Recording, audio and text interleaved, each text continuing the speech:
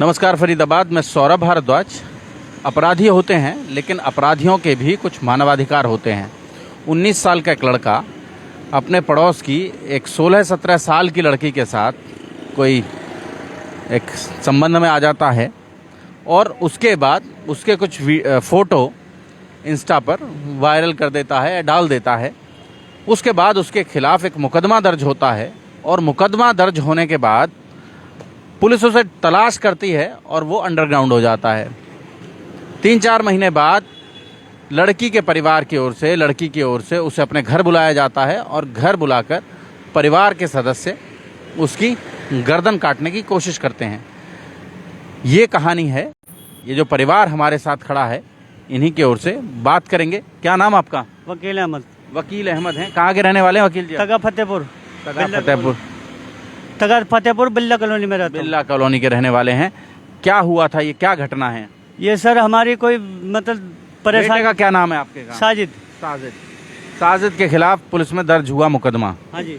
उसने अपने पड़ोस की किसी बच्ची के साथ, 16-17 साल की लड़की है जैसा बता रहे हैं। मैं की तो नहीं बताई हमें, मतलब काफी दिनों से हमें मतलब ये हो रहा है कि भाई आपके लड़के ने फोटो वगैरह छोड़े हैं इंस्टाग्राम पर। हाँ, तो हमें दिखाए नहीं। जब मैंने इनको 3 बार बुलाया। चलो आपको नहीं दिखाए कोई बात नहीं, पर पुलिस ने ऐसा बताया कि इसने इंस्टाग्राम पर फोटो डाले हैं लड़की के साथ। पुलिस ने नहीं, पहले तो इनके घर परिवार वाले ही आए तो इसका फोन चेक करने लगे। फिर इन्होंने मतलब 3-4 महीने पहले मतलब घर पे सारे मतलब बदमाश वगैरह बुला लिए, मार पिटाई करी और जब से ही लापता है, भाग गया। लड़का अपने घर से भाग गया। हाँ। हमने रिश्तेदारियों में भी ढूंढा, कहीं भी कोई परिवार के किसी के पास भी नहीं था। ये इनके पास हमें अब मिलाए तो अब मतलब पुलिस वाले का ही फोन आया। इन्होंने कहाँ से ढूंढ लिया? अब मैं भी पड़ोस में रहता हूँ। मैं पड़ोस में रहता हूँ। क्या है, क्या घटना है? थोड़ा सा बता दें, थोड़ा सा नजदीक से आके दिखा दें, थोड़ा नजदीक आ जाए। घटना यही है जी कि मेरा लड़का साजिद और लड़की पड़ोस की थी, वो आपस में फ़ोनों पे बातचीत करते थे। हाँ, जैसे ही हमने पता लगी हमें कि बात हो रही है, क्यों रात में फ़ोन आते थे तो हम हेलो करते थे तो लड़की की आवाज़ आती थी, फिर हमारी आवाज़ सुन के वो फ़ोन काट देती थी। फिर हमें पता लगा वो लड़की पड़ोस की है। हमने उनके बाप को बुलाया और उससे कहा भाई तुम्हारी लड़की के फ़ोन आते हैं और ये बातचीत आपस में कर रहे हैं, तुम अपनी लड़की को समझा लो। हम अपने लड़के को धमका देते हैं, समझा देते हैं। तो ये सब चीज़ बंद हो गई थी। कुछ महीने तक फ़ोन आने जाने बंद हो गए थे। फिर उसके बाद में इन्होंने कहा कि तुम्हारे लड़के ने कोई फ़ोटो छोड़ा है। हमें तो दिखाया नहीं था, लेकिन हमारे लड़के का इन्होंने फ़ोन चेक किया, उसमें कुछ तो मिला नहीं। फिर भी इन्होंने और अड़ोस पड़ोस के घने सारे बंदे इकट्ठे कर लिए और इसके साथ मारपीट की और फिर उसके बाद मुकदमा दर्ज कर दिया, झूठा केस बना दिया इसके ऊपर। इसके खिलाफ?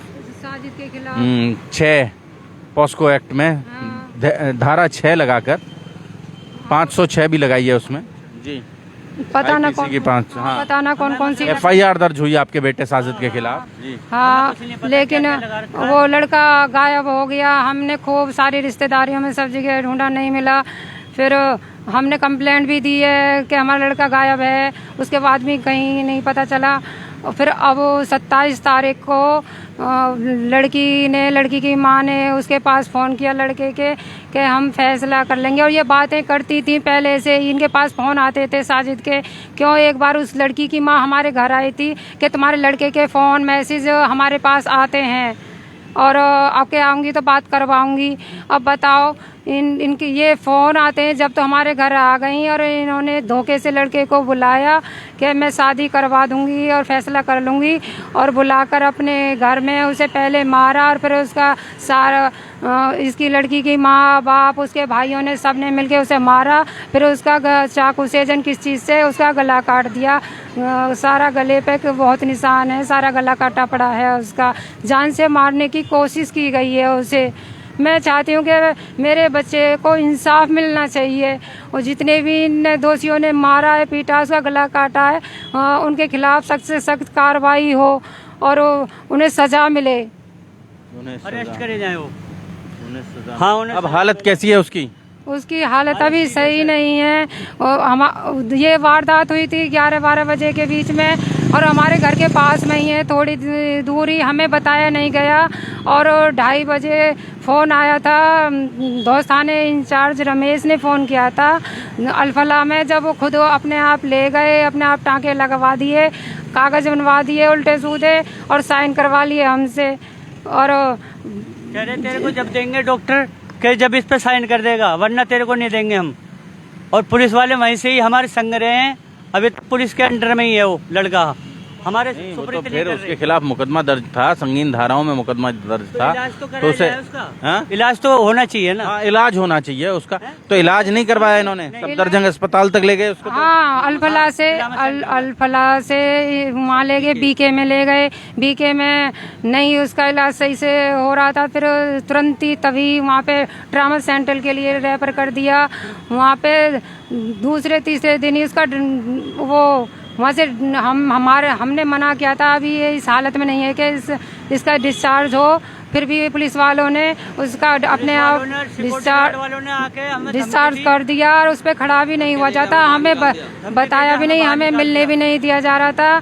और वो अभी बहुत गंभीर हालत में। अभी आप नीम का मिलकर आए उससे, तो अब कैसी तबीयत है उसकी? अभी ठीक नहीं है, उससे वो रो रहा था, उससे खाया पिया कुछ नहीं जा रहा, उसे चावल उससे बोला ही ना जा रहा, कह रहा मैं कुछ खाया, चावल और दूध दिया था। अब उसे मिलना तो खिचड़ी दलिया चाहिए, सॉफ्ट जो हल्का खाना जिससे वो सटक जाए। अब उसे वो खाएगा नहीं तो वैसे ही कमजोर, इतना खून बह चुका है उसका, तो वो कैसे ठीक होगा जब उसका ट्रीटमेंट ही नहीं हो रहा तो सही। ट्रीटमेंट 28 तारीख को सर्जरी हुई है उसकी। कोई भी नॉर्मल सर्जरी होती है तो इतनी एक दिन बाद तो किसी को छुट्टी देते नहीं है। 28 की रात को सर्जरी हुई है और 30 तारीख को मॉर्निंग में पुलिस वहाँ से उठा लाई है। इतना जो गले की सर्जरी है, एटलीस्ट 7 दिन 10 दिन उसको रेस्ट दिया जाए, उसको गले को थोड़ा ठीक होने दिया जाए जिससे बोल सके, खा पी सके। पर पुलिस लाई होगी तो डॉक्टर की कंसर्न से ही तो लाई होगी, अस्पताल में से लाई होगी। तो देखिए डॉक्टर के कंसर्न से लाई है, अगर डॉक्टर पे प्रेशर डाले जा रहे हैं, वो कह रहे हैं कि हम पे तो ऑर्डर है कोर्ट के, ये हैं वो हैं। नहीं, कोर्ट के ऑर्डर। अगर आप पेशेंट को देखेंगे तो आप खुद भी कह सकते हैं कि ये बंदा जेल जाने लायक अभी नहीं है, पहले इसको ट्रीटमेंट दिया जाए, उसके बाद उस पर जो चार्जेस हैं उसके लिए उसको बंद किया जाए। पहले उसको ट्रीटमेंट दिया जाए, उसके बाद उसके खिलाफ जो चार्जेस हैं, जी पहले वो ठीक तो हो, एटलीस्ट वो ठीक हो जाएगा, उसके बाद अधिकार भी यही बात कहता है कि पहले अरे वो उसने कोई आतंकवाद तो है नहीं, आतंकवादी को भी तो ट्रीटमेंट देते हैं।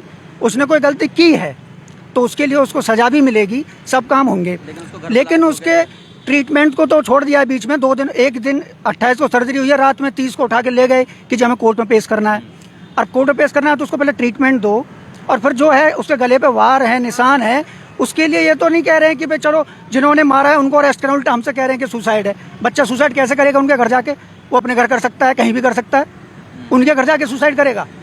और सुसाइड करने का तरीका भी देखो, गला काटना। कितने केसेस सुने आपने सुने गले काट लिया, अपने आप सुसाइड हो गया, कितने केसेस सुने आप? गला काट कर तो नहीं, आमतौर पर कोई व्यक्ति करता है तो बाजू की नस काट लेता है, फांसी से लटक जाता है, कहीं से कूद जाता है। जी तुरंत ही हमारे पास फोन करते हैं, हमें घर से बुला के ले जाते। अच्छा, ये उनके घर कैसे पहुंचा? बात हुई आपकी तो ये घर कैसे पहुंचा उनके? इसके बारे में हमें कुछ नहीं बताया, लेकिन बाद में जो है नहीं, मेरी बात हुई, मैं उसका चाचा हूँ, मेरे से बात हुई। नाम आपका? मेरा नाम असलम खान है। मेरे से बात हुई उसकी, तो मेरे से वो बता रहा था कि चाचा मैं 3-4 महीने से जो इधर उधर भटक रहा था, तो मुझे भी बस ये है कि इंसाफ चाहिए कि मतलब कैसे ये फैसला निमट जाए बातचीत करके। तो लड़की और लड़की की माँ वगैरह सब मेरे से बातें करते थे और ये कहते थे कि उस दिन बोला कि तू एक काम कर, तू आज आ जा और रात के टाइम आइयो और अकेला आइयो। और तो व्हाट्सअप कॉलिंग पे ये बात कर रहे थे कि, और उन्होंने बोला कि तेरी हम शादी करा देंगे लड़की की माँ ने, और तेरा फैसला भी करा देंगे, तू घबरा मत, तू क्यों भागा फिर रहा है 2-3 महीने से, हम देख रहे हैं तुझे, तू आ जा, तू घबरा मत, तो हम तेरे साथ हैं। तो बच्चा इमोशनल हो गया और भरोसा करके इनके घर पे आ गया और बता रहा था कि लड़की ने दरवाज़ा खोला और वो मुझे छत पे ले गई, तो मैंने देखा कि सब सो रहे हैं, तो ये बुला क्यों लिया मुझे? तो लड़की कहने लगी नहीं कोई बात नहीं, पहले हम और तुम बात कर लें, फिर बाद में जगा लेंगे इनको, अब ये सो गए तुम्हारा वेट कर करके। तो ऐसे करके बता रहा था वो। फिर तुरंत पीछे से सारे फैमिली आ गई, लड़की की माँ, उसका बाप रहमान, उसका भाई साबिर, उसके 3 भाई हैं, वो बता रहा था, जैसे सबके नाम तो मुझे नहीं पता, सलीम बता रहा था एक का शायद। तो वो सब आ गए, उसको पकड़ के मुंह भेज के इसको नीचे लिया है और कह रहे कि फिर इन्होंने मेरे मुंह पे कपड़ा रख के मुझे मारा पीटा। साजिद बता रहा था कि और गले पे फिर पता नहीं क्या तेज धार हथियार से मतलब वार करा 4-5 बार, और फिर बेहोश हो गया मैं, फिर नहीं पता मुझे कुछ भी। तो कपड़ा ढक रखा था मुंह पे और मुंह दबा रखा था, तो कुछ दिखाई भी नहीं दिया। उनको मैं हाथ पैर कांच पर सबने हाथ पैर पकड़ रखे थे। तो इस तरीके से सर ये बात आप समझें, एक और बड़ी बात आप समझें इस पूरे प्रकरण में, जो बात समझ में आ रही है वो ये है कि हो सकता है उस लड़की ने बुलाया हो, उसके परिवार वालों ने नहीं बुलाया हो, लेकिन जब परिवार को पता चला होगा कि लड़की और लड़का अब भी दोनों मिल रहे हैं, इतना सब होने के बाद भी मिल रहे हैं, तो उन्होंने उठाकर लड़के को सबक सिखाने की नियत से उसके साथ कुछ ऐसा किया होगा जी।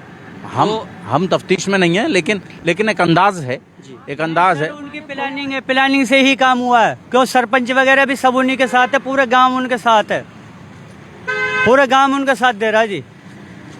असल में गांव उनका साथ दे रहा है। असल में क्या है, देखिए प्लानिंग हम तो ये है चाहते हैं कि बराबर में जब इसके माँ बाप रहते हैं और पुलिस वाले आ गए उनके कहने से, जिप्सी आ गई, 2 जिप्सी आ गई, धौस थाने वाली भी आ गई, और जहाँ पर उन्होंने केस डाला था महिला सेल से वो भी जिप्सी आ गई। ठीक है सर, 12 बजे की या 11 बजे की जो भी वारदात है, और उसके बाद 2:30 बजे ये फ़ोन कर रहे हैं लड़के के बाप पर कि लड़के के, मेरे भाई का नाम वकील है। अब आप क्या चाहते क्या हैं? अब आप चाहते हैं सर कि लड़के को इंसाफ मिला जाए, और जो दोषी हैं, ठीक है हमारे बच्चे की गलती है, जैसी भी है वो अनसमझ है, वो भी 19 साल का बच्चा को इतना बालिग नहीं हो जाता, ठीक है, जिम्मेदारियां नहीं संभालने लगता। वो भी अपना 2-3 महीने से जो घर से बाहर था, तो वो भी ये चाह रहा होगा कि भाई मेरा फैसला हो जाए, इन बलाओं से मैं भी अपना मुक्त हो जाऊं थोड़ा सा। तो लड़के अब आप क्या चाह रहे हैं? ये चाहते हैं सर कि वो जो दोषी हैं जिन्होंने अपने घर बुला करके इसको जान से मारने की कोशिश करी है, तो उन पे धाराएं लगा करके जो भी हैं अपने कानून के तहत उसका मतलब FIR हो, और वो सब गिरफ्तार हों दोषी। उन लोगों के खिलाफ भी FIR दर्ज हो, लोगों के खिलाफ FIR हो, और वो सब आरोपी पकड़े जाएं।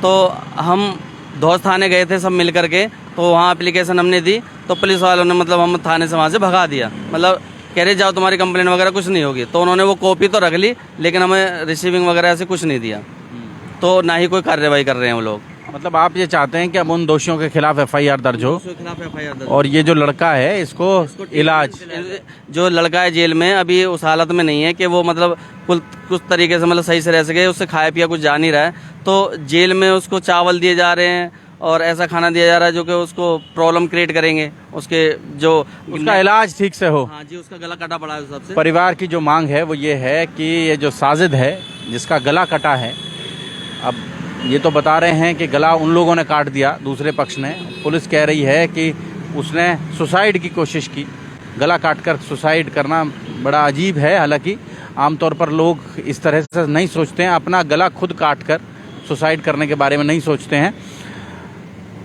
वो ये चाहते हैं कि उसका इलाज ठीक से हो, क्योंकि अभी वो पूरी तरह से स्वस्थ नहीं है। और जो जिम्मेदार अधिकारी हमारा ये प्रोग्राम सुन रहे हैं, हमारी ये खबर सुन रहे हैं, वो कम से कम इतनी व्यवस्था करें कि कोई मेडिकल बोर्ड बैठाकर उसके माध्यम से ये व्यवस्था कर दें कि लड़के का इलाज प्रॉपर तरीके से हो जाए, और जब तक वो ठीक ना हो तब तक उसे जेल ना भेजा जाए। साथ ही जिन लोगों ने भी इस बच्चे के साथ ये किया है, जी, साजिद को मारने की कोशिश की, उसकी पूरी जांच हो, और कम से कम इनके बयान पर उन लोगों के खिलाफ FIR दर्ज हो, 307 का पर्चा दर्ज हो। यही बात ना जी? जी, यही चाहते हैं हम लोग, यही चाहते हैं कि उन दोषियों को अपना अरेस्ट किया जाए, उनके खिलाफ सजा मिले। जोड़ेंगे फरीदाबाद आपको शहर की ऐसी ही और महत्वपूर्ण खबरों के साथ। बहुत बहुत धन्यवाद।